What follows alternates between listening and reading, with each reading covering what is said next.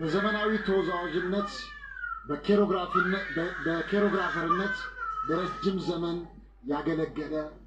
በቀለጠው መንደርና በላስቲክ ህንፃ ሙዚቃዊ ድራማ ላይ በትወና የሰራ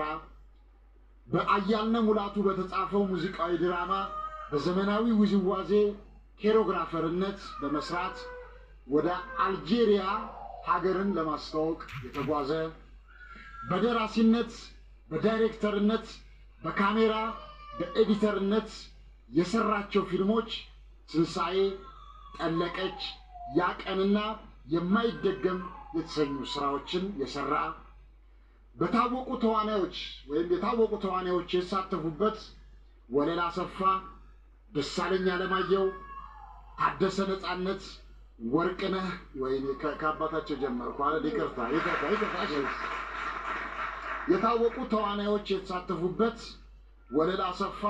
ፍቅርተ ደሳለኝ አለማየሁ ታደሰ ነጻነት ወርቅነህ ተሻለ ወርቁ